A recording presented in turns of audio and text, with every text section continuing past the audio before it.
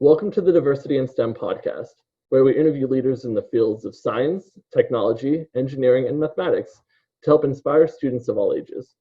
My name is Joe Kent, and I'm the Director of Education for the National Atomic Testing Museum. My guest today is Dr. Karen Schlauch.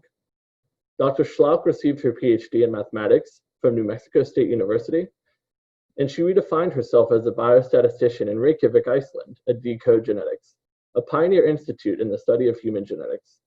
Dr. Schlauch also enjoyed positions at Boston University, Virginia Tech, and most recently, University of Nevada, Reno, and the Desert Research Institute, where she works as an adjunct professor in the pharmacology department and genetic statistician for the Healthy Nevada Project, respectively. Hello, Dr. Schlauch, and thank you so much for taking the time to speak with me today. It's a pleasure to have you on the podcast. Hello, thanks for having me. Are you having a great day so far? Yeah, it's a great day. Good, good. I'm glad to hear it. Now, to give our listeners a chance to get to know you better, would you like to tell us a little bit about yourself? Sure. I'm a mathematician by trade and a woman by birth, so that makes me an automatic oddball. There are very few females who practice mathematics. I try to balance that out by being normal to the outside view. I like to garden. It's great. I live in one of the suburbs of DC. We're enjoying a really wonderful Indian summer, and during the growing season, I get out and I garden all kinds of vegetables. Usually my tomatoes grow about 14 feet tall in my magic garden. I make my children come out and I force them to enjoy the outdoors with me. And we pretend to be a normal non-mathematician family. One thing that I would like to share with you is that my husband is also a mathematician. So typically we make jokes that our children have absolutely no chance at becoming normal adults. That must be interesting to have two mathematicians, in the family and raising your children and like you said, trying to give them, as much normalcy as possible and get them outside, get them to enjoy the outdoors, which, is so important. It's so easy to get caught up inside, especially with the kind of work we do. That's one thing that I always have to try and deal with at work is get up from the computer, go outside, walk around for a minute, just to breathe in the fresh air. So that's great to hear. So thank you for that. And now in the introduction, I talked to you, I talked about your PhD in mathematics, but you actually have a total of 4 degrees in mathematics. Now, what fueled your interest in this subject? Well, this is a frequent question I get. Whatever made you go into mathematics in the first place? It's not a typical path to go into. For me, in high school, there wasn't anything else that made sense. I never considered to go into anything else. Not that I lived and breathed mathematics, nor was I a true nerd. It was just something that made sense. It clicked. I was good in it. I didn't think about anything else. I wasn't good at physics. It was just mathematics, with a little bit of computer science mixed in. Now, knowing what I do about the material that you are taught in a mathematical doctorate, I would likely not make that same choice again today. I would have stuck to more of an applied or an applicable, is a better word, math, statistics, or computer science program. There's really not so much that a true mathematician can do in the real world. Teaching, maybe going deeper into their tiny niche that only 5 or 6 people in the entire universe can understand, and talk to each other about the 4-color problem or the orange packing problem. So maybe I should explain that a PhD in mathematics has nothing to do with numbers. A lot of people ask me, oh, you must be really good at addition or adding or something like that. More mathematics is an art. It's a series of languages, so to speak, some which intersect and some which don't. It's really not easy to explain to others what a mathematician studies. So much of it is theoretical. And like I said before, really hard to apply that theoretical knowledge to real life problems. Has nothing to do with calculus, which you learn in high school. Nothing to do with Euclidean geometry, which you also learn in high school, but more of an invention, like a language that you invent. For example, an equivalence class. It's what many people know what an equivalence class is when I explain it to them. And higher mathematics is sort of defining classes or groups of things that aren't necessarily numbers. They could be objects, they could be shapes that have certain relationships or enjoy certain properties. Another example is number theory. Some people think number theories is all about numbers. It's not. Sure, it has the theory of prime numbers in it, but it doesn't really work with numbers that you can touch or feel.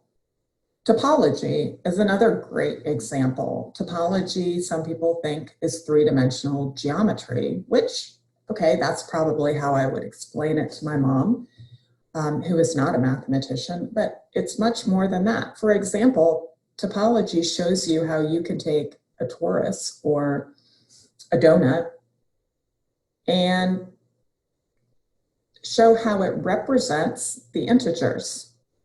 Now, that's not a very hands-on applicable concept that you can use to, say, save the world or build a bridge. And that's probably why I would no longer go into the field of mathematics if I knew now what I learned then. Well, that's interesting. It's interesting to hear that, actually, and being someone who's a little bit ignorant in what mathematics really entails, especially what you go to school for and how it details. Listening to you explain that, it's really fascinating. It's not what I expect, so I appreciate you going into detail on that, because I think that would surprise a lot of our listeners too. That it's not hard data all the time. It's not being good at addition or subtraction or multiplication. It's much more than that. And comparing it to art is also another one that I hadn't considered. So I appreciate you taking the time to take us down that road. That's really interesting. Now, was there a particular time where you thought, this is a profession I want to do? I know you were talking about, if you would do things differently, but what was the particular moment or moments where you thought, I'm good at this? Like you said, this is something that, is that interests me. But when did you decide that you wanted to really chase that as a profession? I don't remember ever really wanting to chase this as a profession. I think the end goal was the golden ring of academia. I do remember an epiphany that I had as I was writing my PhD dissertation. My office was in the basement of an old building on campus.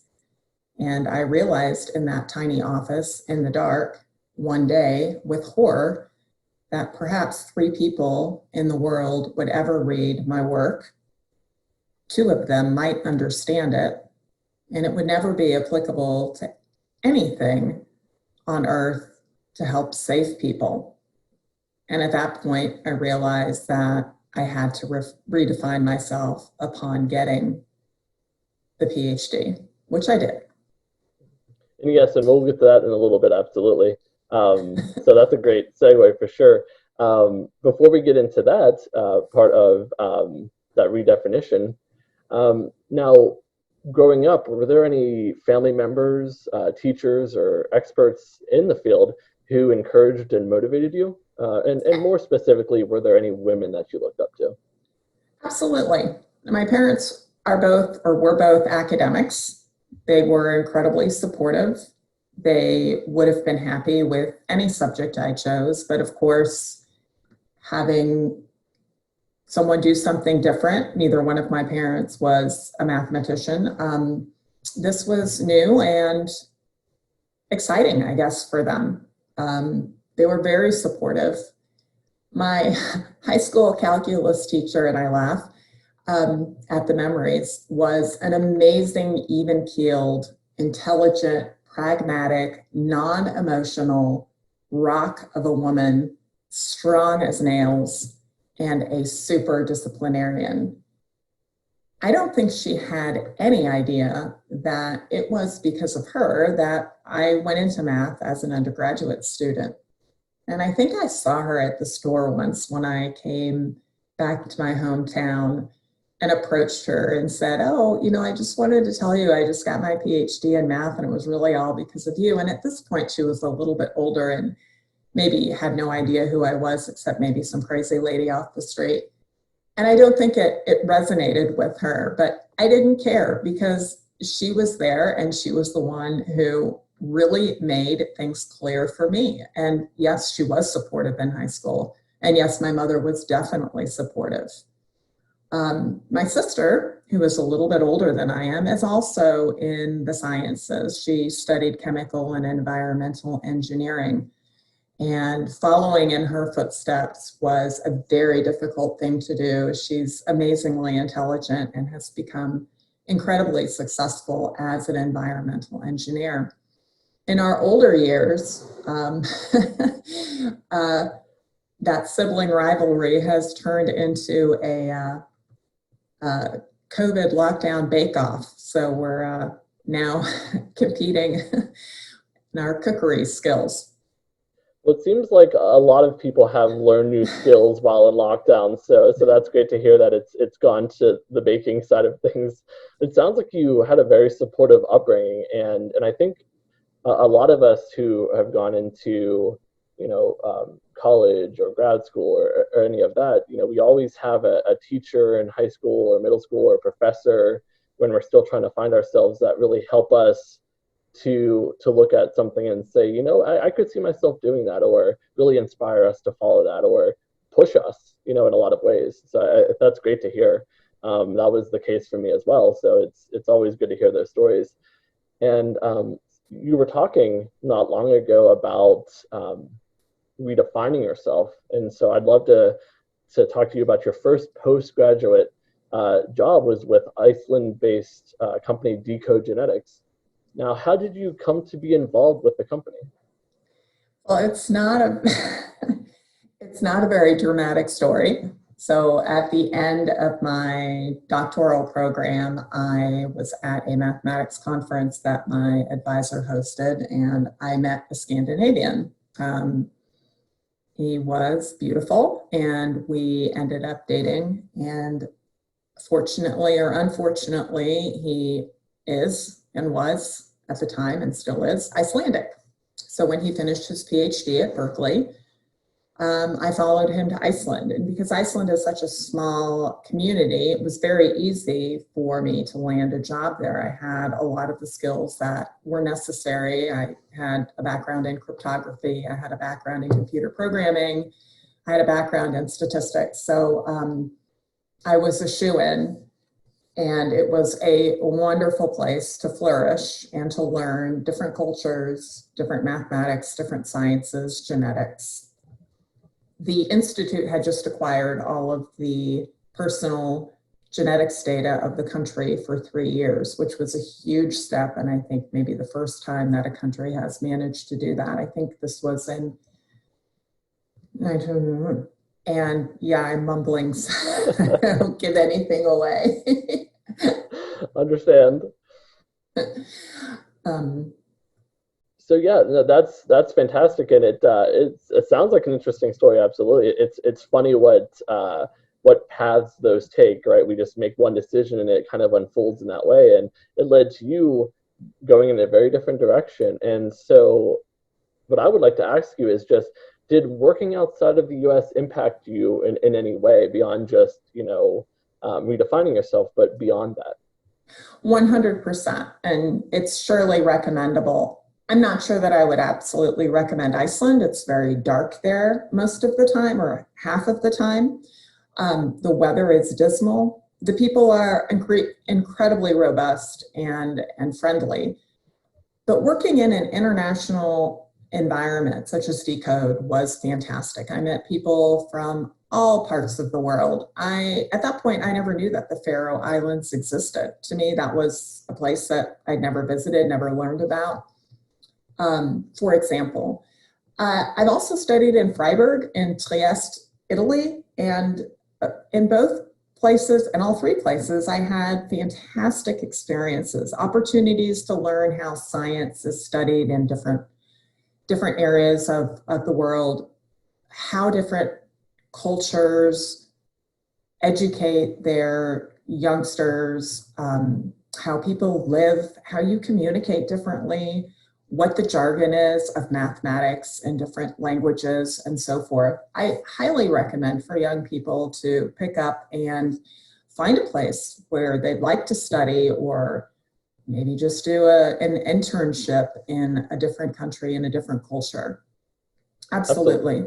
Well, that's great to hear that you had a great experience. And yeah, I think, broadening your horizons, and like you said, talking, looking at how other people live and learn, and how things can be so different outside of the country. It really helps to also look at what your priorities are, and that's great to hear. I think that's a really great explanation, and it's encouraging that you'd recommend it for sure. Now, fast forwarding to now, you're with Desert Research Institute and University of Nevada at Reno. Now, what kind of work do you do with the Desert Research Institute as a genetic statistician for their Healthy Nevada project?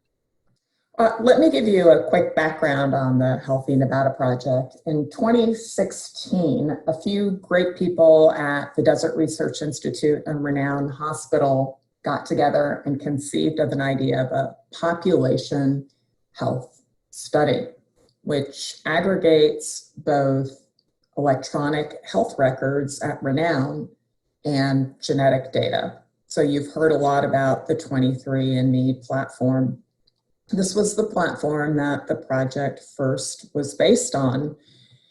And within 48 hours, I believe it was in 2016 or 2017, 10,000 people were signed up and consented for the study to have their DNA taken via saliva and have their electronic medical records from Renown cross-referenced to their genetic data. So this was a few years ago. We now have 50,000 participants sequenced. About 80% of them have cross-referenced electronic health records. As some of you might know, Desert Research Institute also studies environmental data. So for example, whether or not there are unhealthy asbestos levels in personal drinking water wells, or whether there is asbestos or different particles in the air around where you live in your zip code that are unhealthy. There are many different such environmental variables that DRI collects. What the Healthy Nevada Project also collects are behavioral health characteristics. So whether you are a gambler, whether you have smoked in your life, and so forth.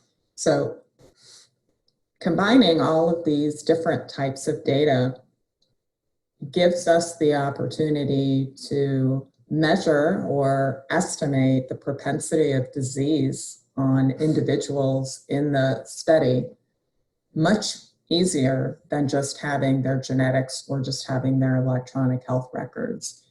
So this is a very unique study. There are maybe one or two in the nation that are similar to these, to this. But we have some unique aspects, such as the social behavior survey data that makes us unique. Well, it sounds amazing. Just talking about 50,000 people and looking at behaviors and how they influence health and all of that. And That sounds amazing. I appreciate you talking to us about it, because that's something that probably doesn't get as much attention as it really deserves. Um, so, what is your role, and basically, what does a day in the life of Dr. Schlauch look like? A day in my life consists of planning out an experiment. Should we use men and women together? Should we use 50-year-olds, or should we just use the youth? Um, Everyone in our study is 18 or older. So we have a lot of age groups to choose from. We have a lot of disease groups to choose from. Designing a really good experiment is the beginning of every study, making sure that the statistical models are as perfect as possible. Compiling the electronic health records. Electronic health records can be very crazy. Some of them are handwritten, some of them are not entered, some of them need to be imputed. All of this needs to be done before you perform any sort of association study. Trying to find semi-automated approaches similar to what people are calling artificial intelligence or data mining. Some automated way of getting rid of data that are unreasonable or unaccounted for or just plain crazy. And then we start doing the mathematics and the statistics to find links between small chromosomal regions in the genome and disease. So a very easy example is whether or not there are parts of your genome in the body that give you a higher propensity for developing diabetes. And some of the considerations to take in mind is whether you're male or female, how old you are, what your diet is, what your exercise style is, how often you get health care. Do you have access to health care, or do you live in a rural part of Nevada where you don't really have a lot of access? Maybe you're not able to drive to get to that access. Perhaps you live very close to the candy store and, like me, inhale pounds of sugary treats during COVID lockdown to keep yourself going. All of these things we know, except for the sugary treats, of course. All of these things we know, and we can incorporate into a model to predict whether or not you're, let's say, likely or have a propensity for developing diabetes. And then we zoom in on those genomic regions, those genetic regions, the parts in the genes that could have variations in them from the overall norm in the nation. And maybe those variations are actually part of the reason why people are more likely to become diabetic. Oh, I am guilty of sugary treats as well, so I totally understand, especially during the COVID shutdown. Absolutely, and we're ramping up for Halloween here, so of course that's always a concern. But no, that's remarkable, hearing how things are connected and how you're adding more information than you might otherwise have. So that is incredible to see how you progress through that and how you make those decisions and then run the numbers themselves to come up with real data that can make a difference, like you were saying. So that's incredible.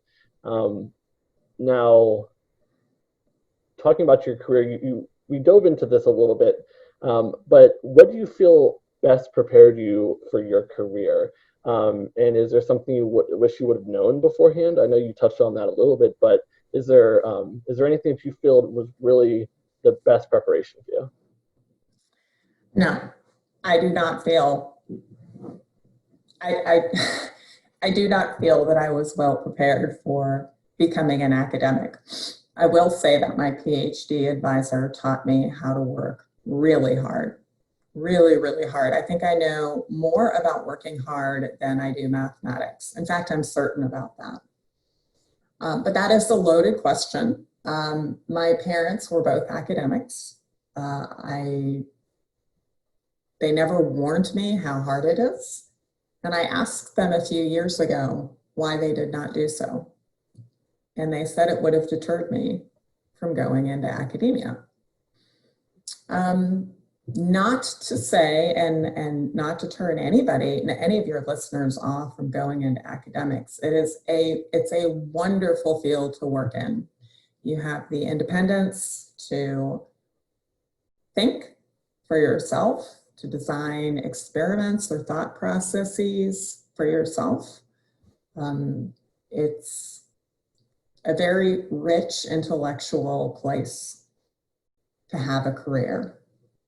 I have been in a male-dominated field since I was in high school.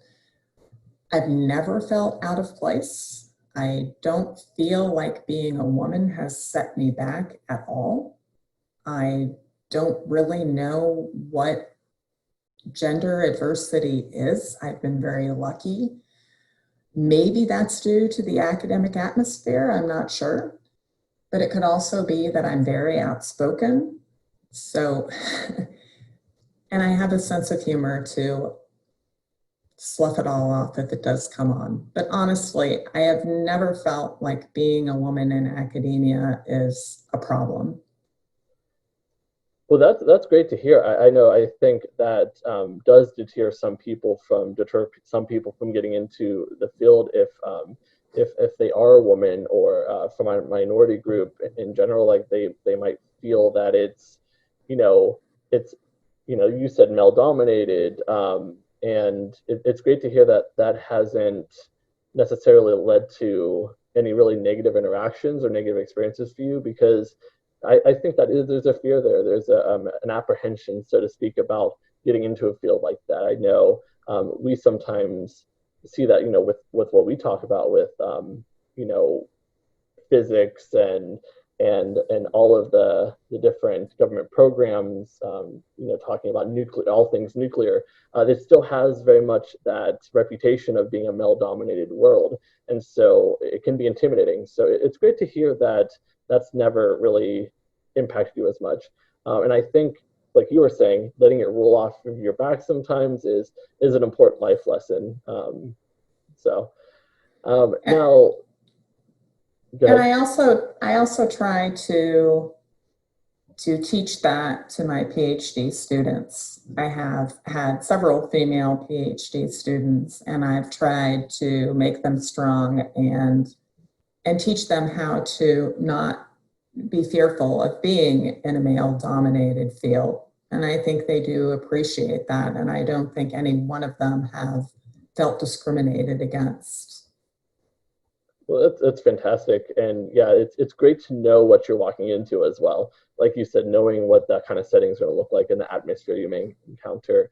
Now, you were talking about you've had a really good experience, but are there any stories about overcoming challenges or adversity that you'd be willing to share with our listeners today? Sure, I can do that. As a full professor at a nearby university, I was simultaneously the director of a core facility. A core facility is a university-sponsored center that provides services to scientists or non-scientists around the university to perform certain services, either for fee or not for fee. So being a core director means that you have to make a gaggle of scientists happy and provide support for their research at any given time. Now, with very few resources, I think that most people can see that the end result is several disgruntled faculty members. You cannot make everybody happy. And so you have to learn how to handle, probably just like any retail workers do, how to handle disgruntled customers. And I don't want to say, especially as a woman, I don't believe that that's true, simply as a person. Science sometimes is compromised for speed and for lack of funding. And that is also something that you might have to become comfortable with. It's not something I'm comfortable with, but sometimes it happens on your science, on your research. Your research doesn't progress, you don't progress. And if you're the person that's who seemingly responsible for their research, which we weren't, you may be pushed to work a little bit faster, cut some corners, and not work to your, not be as thorough as you'd like to be. Well, my goodness, thank you for sharing that, of course. And it's, there are those moments that, yeah, it sounds like things can get hairy sometimes. I think in any field. I really appreciate you sharing that with us today, because, knowing that things that you've dealt with, it's inspiring to hear that you pushed forward with it. So thank you so much for sharing that. And this kind of goes into our next kind of conversation here, where, talking about, do you have advice or words of wisdom for students or their guardians and teachers who may be listening? Any guiding wisdom that you've already shared a lot with letting things roll off your back sometimes, or also, being able to kind of rise above things, but please share with us. For all of those listeners, please don't be afraid of going into the sciences if you're a woman. I never knew that there was supposed to be such a fear. I don't think that gender adversity has been a long time issue. It's become very apparent lately, but don't use it in order to not go into the field of your desire. That would be my first recommendation. My second recommendation, a little tip on job security, is the field of bioinformatics. Bioinformatics is the marriage between biology and informatics, or computer science. There's a new buzzword out there that's called data science. There are programs at universities being centered around data science. Data science is not just for the biologies or for the life sciences, but also for economics or financial management and so forth. Biostatistics, statistics, data mining, artificial intelligence, these are all fantastic fields to go into right now, and will absolutely guarantee you a job in the future. So some good sites to look at is bioinformatics.org. It's a really great site for job searches. And the National Institutes of Health provides free tutorials and free lessons for learning bioinformatics. The NCBI sites, in any case, the National Institutes of Health provide great resources, and please check those out. They are all free. There are tutorials, there are manuals, there are run-throughs through software programs. It's fantastic. And we, the taxpayers, pay for this, so please make good use of them. Well, that's great advice, and thank you for sharing resources that everybody can check out. So thank you so much for coming on today on the podcast and sharing your story with our listeners. Like I said, the students, the parents, the guardians, and teachers all listening, thank you so much. We really appreciate having you on. Absolutely, it was my pleasure. And is there any parting thing that you want to say to those who may be listening? Stay safe, stay sane, stay happy.